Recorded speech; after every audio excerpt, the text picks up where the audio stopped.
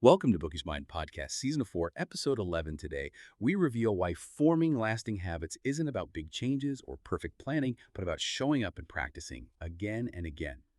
Here on the deep dive, we really dig into sources, research, and our notes to pull out these surprising insights for you. And today, we're taking a deep dive into how lasting habits actually get built. And I think it's really going to challenge, a lot of what we just assume about making changes happen. We get so caught up thinking it's about the perfect plan or finding the absolute best way or waiting for some lightning bolt of inspiration. But the source material we're looking at today suggests something, well, much simpler, but also incredibly powerful. That's exactly right. Our mission for this deep dive is really exploring that crucial difference, the one we often miss, between just thinking about changing and, actually doing it. We're going to pull from some really fascinating insights about just raw repetition and the brain science that actually explains why it works. And for this one, we're zeroing in on a really key section from James Clear's book, Atomic Habits, specifically what he calls the third law: make it easy. Understanding this law, really getting it, can fundamentally shift how you go after your goals. Okay, let's unpack this. There's a story from the book that perfectly gets this first big idea across, one that always sticks with me. So picture this. First day of class, University of Florida. Photography professor Jerry Olsman. He does this classic thing, right? Divides his students. Two groups. On one side, you've got the quantity group. Their grade for the whole semester, purely based on volume, like how much work they produce. Yep. 100 photos got you an A, 90 photos a B. You get the idea. Pretty straightforward. Simple enough, yeah. And then the other group, the quality group, their grade, totally dependent on how excellent their work was. They only had to turn in one single photo all semester. Just one. But, and this is the key, to get an A, it had to be, practically perfect. A masterpiece. You can just imagine the pressure, right? And the sheer amount of planning, just thinking about that one perfect shot. And this is where it gets really interesting. Honestly, quite surprising. At the end of the semester, the professor was genuinely shocked because all the best photos, every single one, came from the quantity group. Just think about that for a second. These students, they spent the whole semester just taking photos, loads of them, experimenting with composition, lighting, messing around in the darkroom, and this is crucial learning from their mistakes as they went, on the fly. Yeah. Just by making hundreds of photos, they were honing their skills, getting those reps in. So valuable. Exactly. While the quality group, they spent most of their time just thinking about perfection, theorizing, planning, trying to figure out that one magic shot. And in the end, they didn't have much to show for it. Maybe some theories, maybe one photo that was often, just okay. Yeah, just okay. It's such a clear example of how perfectionism can just stop you in your tracks. Right. And what's really fascinating here, what Clear really highlights, is how this story links directly to this bigger trap we all fall into sometimes, the trap of over-optimizing. Yeah. We get so bogged down trying to find the absolute best plan for things, don't we? Like the quickest way to lose weight, or the perfect workout routine, or that guaranteed-to-work business idea. We spend so much energy searching for the best approach, the perfect start. That we never actually start. Precisely. We never get around to actually taking action. It reminds me of that Voltaire quote, "Clear uses. The best is the enemy of the good." You get so fixated on perfect, you miss out on just good enough to get started. And for you listening, if you're deep into learning, this is key. Doing beats planning when it comes to habits. That's a really powerful point. And it leads us right into this next really important distinction that Clear makes central to this third law. It's the difference between motion and action. Now, they sound similar. They can even feel similar when you're doing them. But they're definitely not the same when it comes to actually building habits. So motion is when you're planning, strategizing, maybe learning more, brainstorming, good stuff, as Clear says. But it doesn't directly produce an outcome. Like if I spend an afternoon outlining 20 article ideas, that's motion. If I research different diet plans for hours, maybe read a couple of books on nutrition, make a fancy spreadsheet. Still motion. Right. It feels super productive, gives you that sense of making progress, but you haven't actually written anything yet or eaten that healthy meal. Exactly. Whereas action, that's the behavior that actually delivers an outcome. You sit down and you write the article. That's action. You actually eat the healthy meal. You go to the gym and do the workout. Those are actions. The difference seems obvious when you lay it out like that, but it begs the question, if motion doesn't get results directly, why do we do it so often? Why default to it? Well, Clear explains that sometimes, sure, we genuinely need to plan or learn more, that's valid. But more often than not, especially with habits we're trying to build, we choose motion because it lets us feel like we're moving forward. but without the risk of failure. It's like a psychological safety net, you know? Totally. Keeps you safe from criticism, maybe. Or just judgment because you haven't actually put anything out there yet. Yeah, you're effectively delaying failure, as Clear puts it. You're keeping busy, feeling productive, but you're not really moving the needle. It's comfortable procrastination. Oh, I definitely relate to that. It is so easy to fool yourself into thinking you're making progress just by, like, talking about the goal or planning it endlessly. But like Clear says pretty bluntly, when preparation becomes a form of procrastination, you need to change something. The goal isn't just planning, it's practicing. Exactly. Think back to the photography students again, the quantity group. They were all about action, taking photos, learning, adapting, rep after rep. The quality group, stuck in motion, theorizing, planning, but not really doing. Right. And that's really the first big takeaway from this third law. You just need to get your reps in. It's about showing up and doing the thing, Yeah. even if it's not perfect, especially if it's not perfect at first. And if we zoom out a bit and connect this to the bigger picture, it really comes down to the science of how habits actually take root in our brains, why those reps are so fundamental. Habit formation, basically, is just the process where a behavior gets more and more automatic the more you repeat it. And the more you repeat something, the actual physical structure of your brain changes to get better at it, more efficient. This isn't just a nice idea. It's a real physiological process. Like actual physical changes. Yes, actual changes. Neuroscientists talk about long-term potentiation, or LTP. Think of it like wearing a path in the grass. The more you walk it, the clearer the path becomes. Each time you repeat an action, the connections between the neurons involved in that action literally get stronger.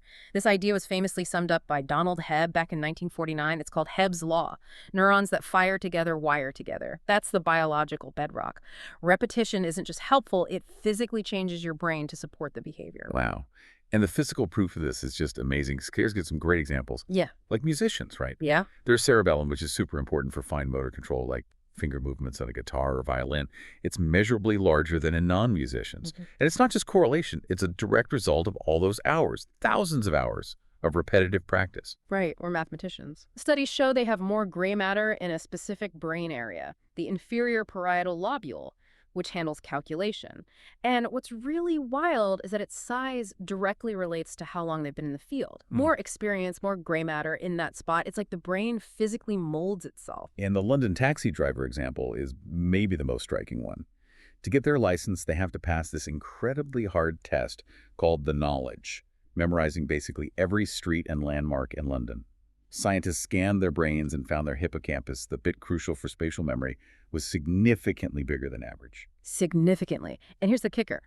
When those drivers retired, that part of their hippocampus actually shrank back down. It's such a clear dynamic demonstration. Just like muscles grow with weight training and shrink without it, specific brain regions adapt. They grow when used, they atrophy when not. It's solid proof. Repetition literally rewires you, making things easier, more automatic. It's physical change. It's incredible. Just incredible to think about that happening inside our own heads. And, you know, while we have fancy brain scans now to show this, people understood the power of repetition way back. Claire quotes this English philosopher, George H. Lewis, from 1860. It's so perfect I have to read it. In learning to speak a new language, to play on a musical instrument, or to perform unaccustomed movements, great difficulty is felt, because the channels through which each sensation has to pass have not become established. But no sooner has frequent repetition cut a pathway than this difficulty vanishes. The actions become so automatic that they can be performed while the mind is otherwise engaged. That's it, exactly. That's the make it easy principle in action, described over 150 years ago. Frequent repetition literally cuts the pathway, makes it automatic. So yeah, common sense, personal experience, and hard science all point to the same thing. Repetition is a form of change. Every single time you repeat an action, you're firing up and strengthening that neural circuit for the habit, which means just putting in the reps, showing up, is maybe the most crucial step in encoding a new habit. Right. It explains perfectly why the quantity photo students got better and the quality ones didn't really. One group practiced actively, the other just learned passively. Action versus motion again. And Clear really emphasizes it's not about being perfect when you show up. It's just about being present, consistently doing the thing. Okay, so that leads us perfectly into this really common question, or maybe misconception, about habits that you hear Constantly. People always ask, so how long does it take? How long until a new habit sticks? You hear things like the 21-day rule or maybe a 30-day challenge. Right, those magic numbers. Exactly. But Clear's book really pushes back on that. It argues the question we should be asking isn't about how long, but how many. How many repetitions does it take to form a new habit? Because there's nothing special about time just passing. It doesn't matter if 21 days go by or 30 or 300 if you've only actually done the behavior a couple of times. What truly matters is the rate, the frequency you perform the behavior. Doing something twice in a month versus 200 times, completely different impact. It's frequency, not duration. That distinction is so important. And it connects to this idea of automaticity, which is just, the ability to do something without really thinking about it, effortlessly. All habits, Clear explains, kind of follow this same path. They start out feeling effortful, needing concentration, and gradually become more automatic. He uses this visual, the habit line. Imagine starting at point A. The habit feels clunky, slow, needs full attention. After some reps, you move towards point B. It gets easier, needs less focus. But with enough consistent practice, you cross this threshold, the habit line, and land at point C. Now it's more automatic than conscious. You just do it. That's the make it easy part really kicking in. Exactly. And the book mentions research where they actually tracked automaticity for habits like walking for 10 minutes a day. Yeah. And the graphs, the learning curves, they all show the same thing. Habits form based on frequency, not time. As the reps pile up, automaticity increases until the behavior is basically second nature. Like brushing your teeth or driving or checking your phone, probably. We've done those things thousands of times. Thousands, yeah. They're deeply embedded. New habits need that same kind of frequency to get there. You have to string together enough successful attempts, enough reps, until you cross that habit line and it sticks. Which means, if you want a habit to become easy, focus on increasing how often you do it, even if each time is super small. Daily tiny action beats sporadic big action every time. So practically speaking, it almost doesn't matter precisely how long it takes to reach full automaticity, does it? Not really, no. The most important thing if you're trying to build a habit is just to keep taking the actions, keep showing up, keep making progress. Whether it feels totally automatic yet is less critical than just doing it. Practice consistently, over and over, even imperfectly. That's the real way to make it easy because your brain literally adapts to that path you keep walking down. Okay, so let's quickly bring it all together. The core takeaways from this deep dive into Clear's third law: make it easy. First, remember, practice beats planning. Getting your reps in is the most effective way to learn and build habits. Second, focus on action, not just motion. Big difference between doing and preparing to do. Third, habit formation is this real physical process. Repetition makes behaviors automatic by literally rewiring your brain. Think Hebb's law. Neurons that fire together wire together. And finally, forget the magic number of days. Frequency is king. How often you perform the behavior matters way more than how much time has passed. Perfectly summarized. And building on that, here's a final thought for you, the listener, to mull over. If knowing that habits are built by reps, not just days, changes how you think about progress, what's one small action, just one tiny rep you could take today instead of just planning it? Something to think about. How can you apply that right now? That's all for this deep dive.